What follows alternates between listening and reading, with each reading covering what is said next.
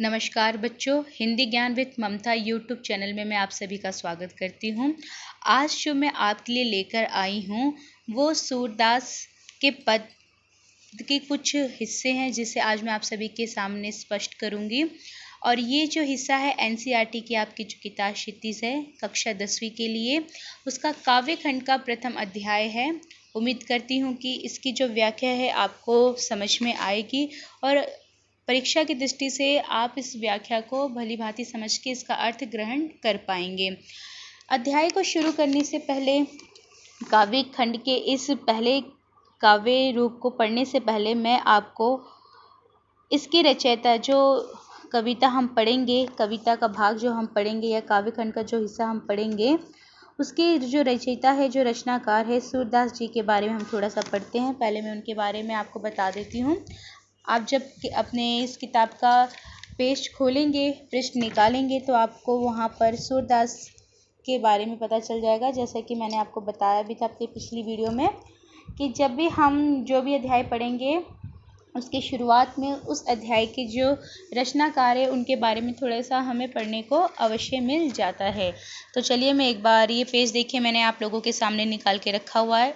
मैं लाइन से इसे पढ़ती हूँ, एक एक पंक्ति को आप ध्यान से देखते जाइए। सूरदास का जन्म सन 1478 में माना जाता है। एक मान्यता के अनुसार उनका जन्म मथुरा के निकट रुनकता या रेणुका क्षेत्र में हुआ, जबकि दूसरी मान्यता के अनुसार उनका जन्म स्थान दिल्ली के पास से ही माना जाता है। महाप्रभु वल्लभाचार्य के शिष्य सूरदास अष्टशाप के कवियों में सर्वाधिक प्रसिद्ध हैं। वे मथुरा और वृंदावन के बीच गौ घाट पर रहते थे और श्रीनाथ जी के मंदिर में भजन कीर्तन करते थे। सन 1583 में पारसोली में उनका निधन हुआ। निधन मतलब उन्होंने अपना अंतिम जीवन जिया। 1583 में उनका देहांत हो गया।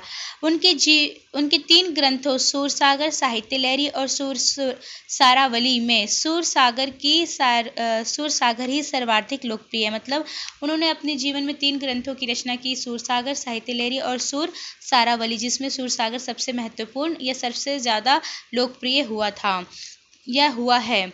खेती और पशुपालन वाले भारतीय समाज का दैनिक अंतरंग चित्र और मनुष्य की स्वाभाविक वृत्तियों का चित्रण सूर की कविता में मिलता है। जो लाइनें हैं ध्यान दीजिए कि दैनिक समाज का जो जीवन है, सूरदास ने उसको बड़ा ही सुंदर अपने काव्य में उकेर कर मतलब हमारे सामने स्पष्ट किया है। सूर वात्सल्य और श्रृंगार के श्रेष्ठ कवि माने जाते हैं। देखिए यहाँ पे इनकी रचना का जो गुण है वो हमें बताया जा रहा है कि उनके रचना में हमें वात्सल्य का गुण और श्रृंगार का गुण बड़ा ही स्वाभाविक रूप से नजर आता है और वो इसके श्रेष्ठ कवि भी माने जाते हैं। कृष्ण और गोपियों का प्रेम सहज मानवीय प्रेम की प्रतिष्ठा करता है। मतलब जिस तरह से मनुष्य का सहज रूपी प्रेम है, उस प्रेम का प्रतिपादन यहाँ पर सूरदास जी ने कृष्ण और गोपियों के माध्यम से रखने की कोशिश की है। सूर ने मानव प्रेम की गौरव गाथा के माध्यम से सामान्य मनुष्य को हीनता बोध से मुक्त किया, जिसमें उनमें जीने की ललक पैदा की। ठीक है, सूर ने मानव प्रेम की गौरव गाथा के माध्यम से, मतलब मनुष्य का जो प्रेम है उसकी जो गौरव गाथा है उसके माध्यम से जो मनुष्य में हीन भावना जो है उसको उससे दूर करने की कोशिश की है और उसके प्रति जीने की एक ललक, मतलब जब हम निराश हो जाते हैं, जीवन का हम अपना अंत समझ लेते हैं तो उसे हमें मुक्ति का मार्ग देने की कोशिश की है। उनकी कविता में ब्रज भाषा का निखरा हुआ रूप है। निखरा मतलब उन्होंने ब्रज भाषा का बड़ा ही सुंदर रूप, खिला हुआ रूप हमारे सामने, निखरा मतलब खिला हुआ रूप हमारे समक्ष रखा है। वह चली आ रही लोकगीतों की परंपरा का ही श्रेष्ठ कड़ी है और जो हमारी लोकगीतों की परंपरा थी उसी श्रेणी को, उसी कड़ी को वो जोड़ते हुए आगे बढ़ते हैं हम। यहाँ पर जो कविता हम पढ़ने जा रहे हैं या जो कविता का अंश हम पढ़ने जा रहे हैं, काव्य खंड का जो हम अंश पढ़ने जा रहे हैं, उसके बारे में थोड़ा सा हमें यहाँ पहले से पाठ के संदर्भ में बताया गया है। मैं एक बार आपके सभी के सामने पढ़ देती हूँ, आप ध्यान देंगे। यहाँ सूरसागर ने भ्रमर गीत से 4 पद लिए गए हैं। यहाँ पर जो हम पाठ पढ़ेंगे ये सूरसागर के भ्रमर गीत से लिया गया है। सूरसागर ग्रंथ है उनका और उस ग्रंथ में एक खंड भ्रमर गीत का भी है। ठीक है, तो वहां से उस भ्रमर गीत से सिर्फ 4 पद ही आपको दिए गए हैं पढ़ने के लिए। कृष्ण ने मथुरा जाने के बाद स्वयं ना लौटकर उद्धव के जरिए गोपियों के पास संदेश भेजा था। ठीक है, मतलब जब हम भ्रमर गीत को पढ़ेंगे तो बच्चों इसमें ये बताया गया है कि जब मथुरा कृष्ण पहुंच जाते हैं कंस का वध करने के बाद, तो वो वहाँ के राजा बन जाते हैं और वहाँ पर वो उद्धव के माध्यम से जो संदेश है, ठीक है, आप जब इसको पूरे और भी बड़े संदर्भ में पढ़ेंगे तो जब मैंने पढ़ा था तो मुझे ये स्पष्ट किया गया था कि उद्धव निर्गुण जो उपासना थी उसको लेकर आते हैं। ठीक है, और गोपियों की उपासना कैसी है, जो प्रेम भक्ति की उपासना है वो सगुण है। और निर्गुण क्या है, जिसमें हमें अपने इष्ट का, अपने देव का कोई रूप आकार हमें नज़र नहीं आता है।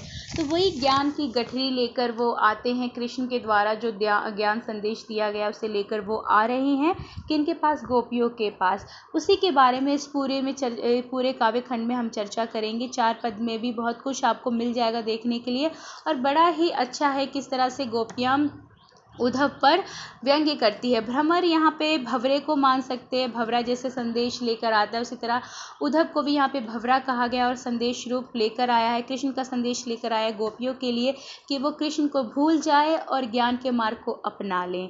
ठीक है, देखिए यहाँ पे मैं एक बार फिर से इसको पूरा पढ़ देती हूँ।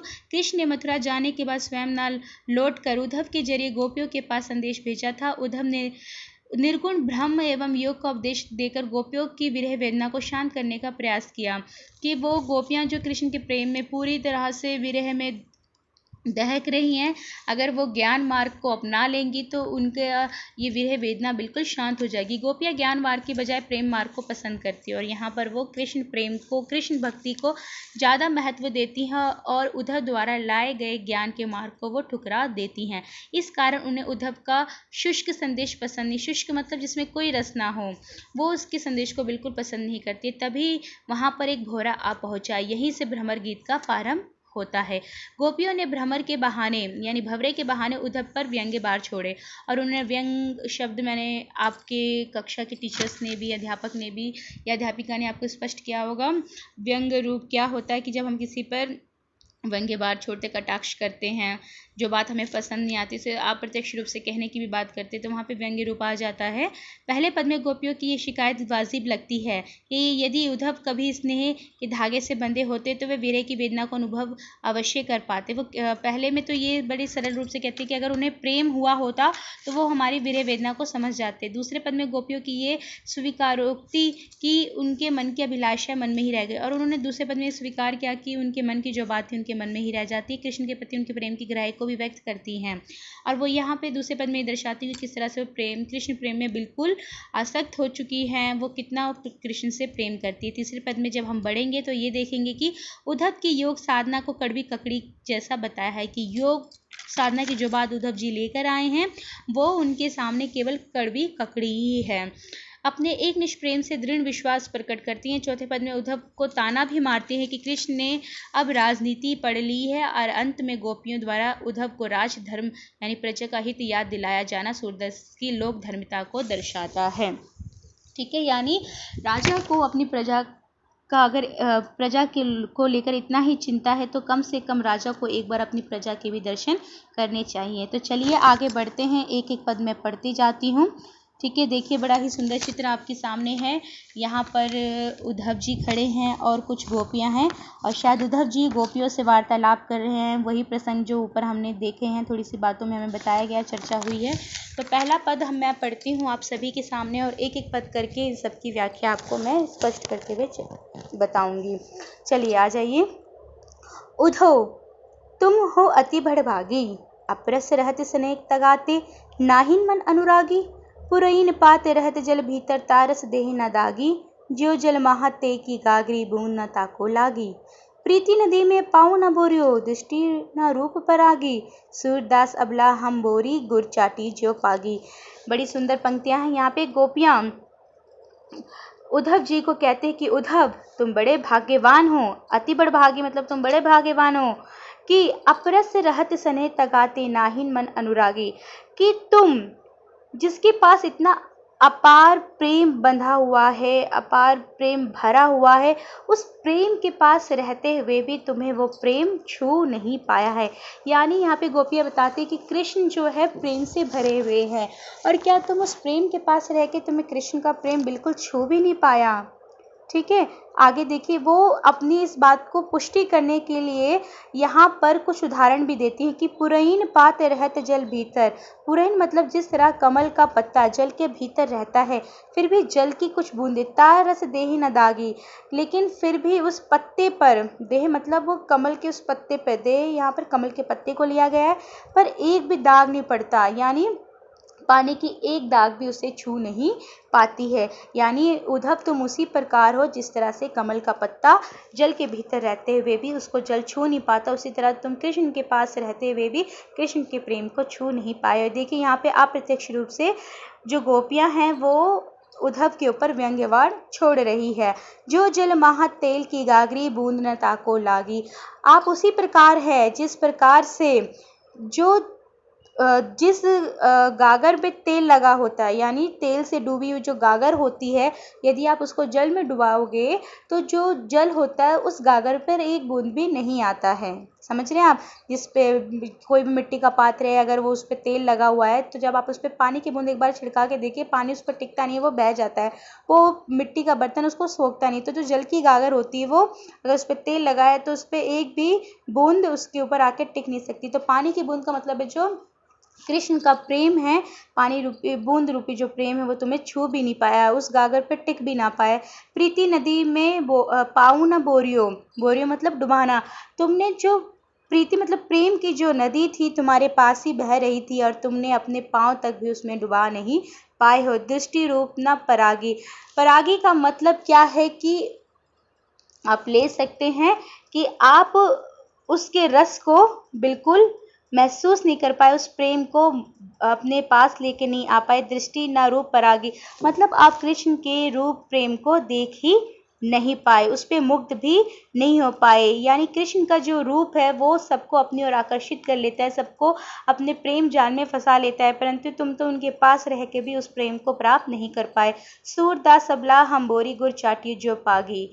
सूरदास कहते हैं गोपियों के माध्यम से कि हम जो अबला हैं, हम जो गोपियां हैं, हम जो उसकी विरह वेदना में डूबी हुई हैं, गुड़ चाटी जो लागी। हमारा प्रेम किस तरह से है उस कृष्ण के लिए, उस नंद गोपाल के लिए कैसा हमारा प्रेम है, जिस तरह से जो चींटियाँ होती है गुड़ से चिपक जाती है, उसी तरह से कृष्ण प्रेम से हम चिपकी हुई हैं, सटी हुई है। हम कृष्ण प्रेम को बिल्कुल भी त्याग नहीं सकती हैं। आपको मैं पहले ही बता दूं कि यहाँ पे उद्धव गोपियों को कृष्ण प्रेम को त्यागने को कहते हैं और ज्ञान मार्ग को अपनाने के लिए कहते हैं। तो उसी बात पर यहाँ पे गोपियाँ उन्हें कहती हैं कि हम जो हैं कृष्ण प्रेम को त्याग नहीं सकते हैं, हमारा जो प्यार है या हमारा जो प्रेम है कृष्ण के लिए है, और वो प्रेम किस प्रकार से, जिस तरह से गुड़ से चींटियाँ चिपक जाती है। आगे बढ़ते हैं, दूसरे पद पे आ जाइए।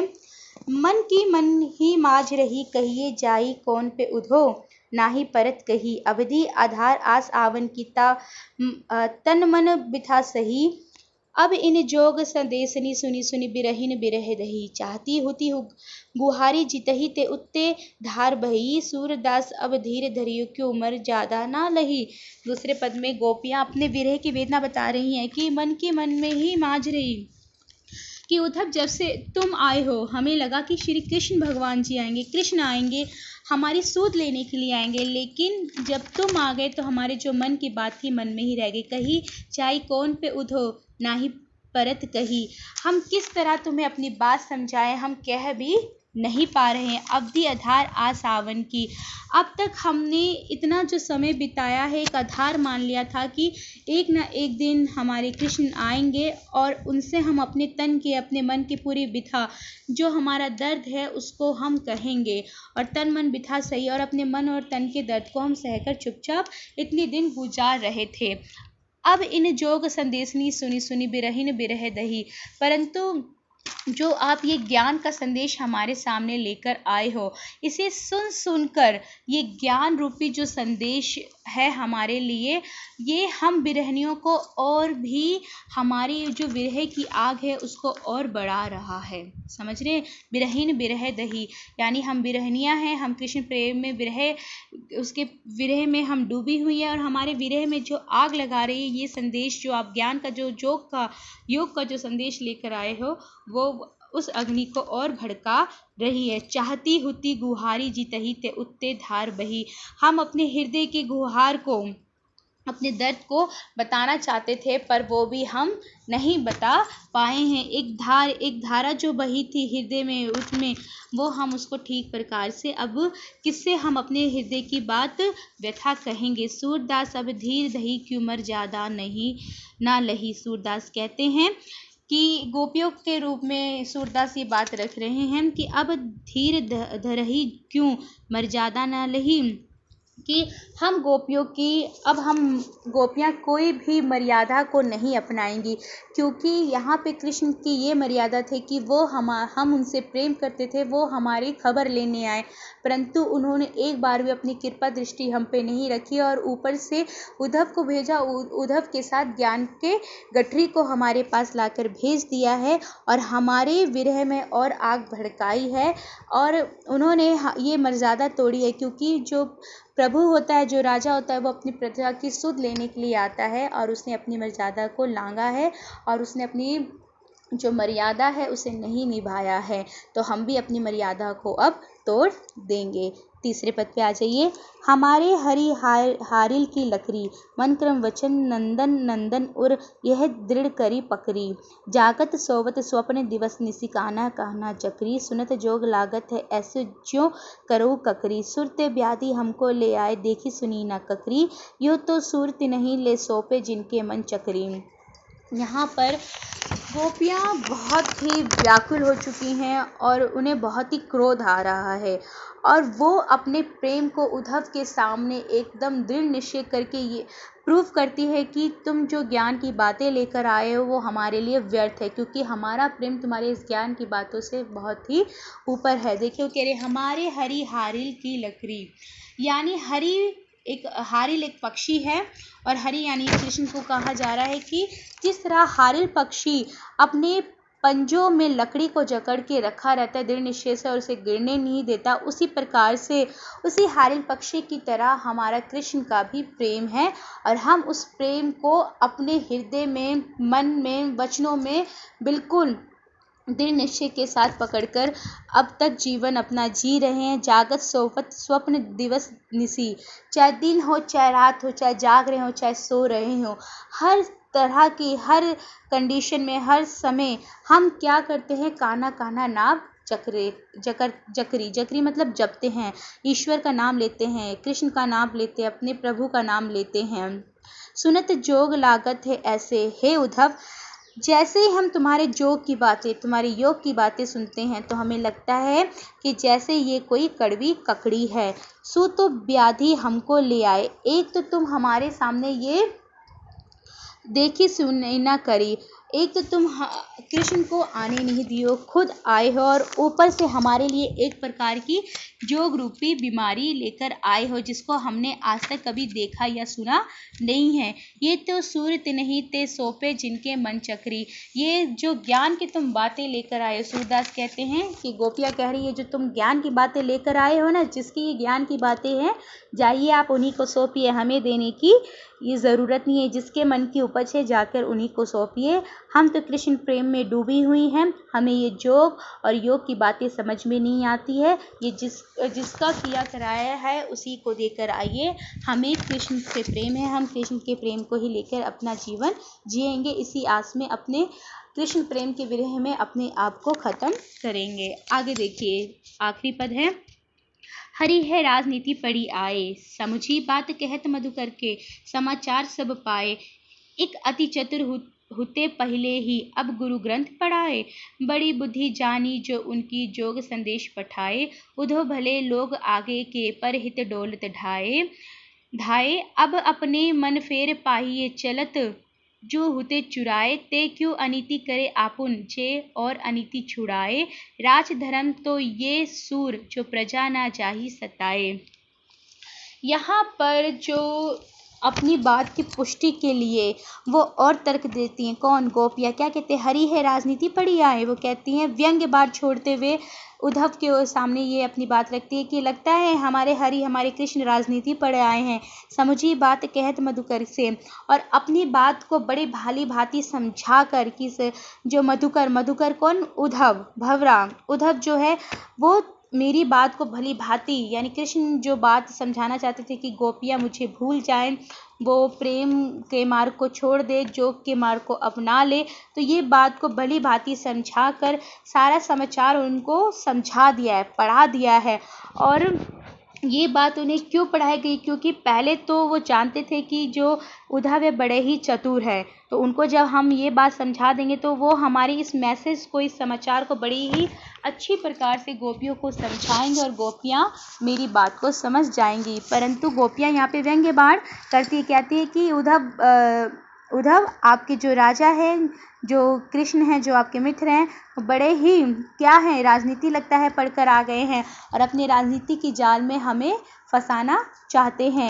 एक तो तुम पहले से ही चतुर थे और ऊपर से अब अपनी कृष्ण द्वारा दिए गए ज्ञान योग की ग्रंथ की गठरी पढ़कर आ गए हो। बड़ी बुद्धि जानी जो उनकी जोग संदेश पठाए, और लगता है कि तुम बहुत ही बुद्धिमानी आपको समझते हो और जो उसका जोग संदेश का पाठ लेकर आ गए हो। दो भले लोग आगे के परहित डोलत ढाए, लगता है तुम उस कृष्ण के बड़े ही हितकारी हो जो उसका संदेश लेकर यहाँ पे भागे भागे चले आए हो। अब अपने मन फेर पाहिए चलत जो हुते चुराए, ते क्यों अनीति करे आपनु चेते अनीति छुड़ाए। यहाँ पर जो गोपियाँ हैं वो ये कहना चाह रही हैं कि उस कृष्ण ने आज तक कभी अनीति नहीं की है, पर आज उसने क्या किया है? अनीति की है। हमारे मन को उसने चुरा लिया है और हमारे मन को चुराने के बाद उसने हमारा चैन भी चुरा लिया है, जिसके कारण हम उसके प्रेम की विरह अग्नि में दहक रही हैं, परंतु वो हमारी सुध नहीं ले रहा है। उसी ने नीति की बातें कही थी और उसी की नीति की बातों को हम लेकर आते हैं कि जो राजा होता है वो अपनी प्रजा की सुध लेता है, परंतु ये कैसा राजा है कि हमें बेसुध छोड़कर चला गया है। हम किस पीड़ा में हैं, किस यातना में हैं, वो हमारी सुध भी लेने के लिए नहीं आ रहा है और अपनी प्रजा को सता रहा है। ये तो कहीं का राजधर्म नहीं है। देखिए अंतिम लाइनों में, अंतिम पंक्तियों में लिखा भी है कि राजधर्म तो ये सूर, तो प्रजा ना जाई सताए। राजधर्म ये कहता है कि सूर कहना चाहते हैं गोपियों के माध्यम से कि राजधर्म ये है कि जिसकी प्रजा है, प्रजा अपने राजा द्वारा सताई ना जाए, और राजा आज क्या कर रहा है? अपनी प्रजा को सता रहा है। उम्मीद करती हूँ कि सूर के पद में गोपियों का उद्धव पे जो कटाक्ष था, व्यंग्य था, वो आपको भली भांति समझ में आया होगा। भ्रमर गीत का ये जो अंश है कुछ हमारे सामने रखा गया है, इसमें यही बताया गया है कि किस तरह से सूर अपनी भक्ति भावना को, सगुण भक्ति को निर्गुण भक्ति के सामने रखते हैं और निर्गुण भक्ति को वो नहीं अपनाते हैं, नहीं स्वीकार करते, और गोपियों के माध्यम से ये बात की वो पुष्टि करना चाहते हैं। उम्मीद करती हूँ कि आपको ये वीडियो पसंद आया होगा। अगर कोई हिस्सा ना समझ में आया हो तो आप मुझे कमेंट करके बता सकते हैं। धन्यवाद।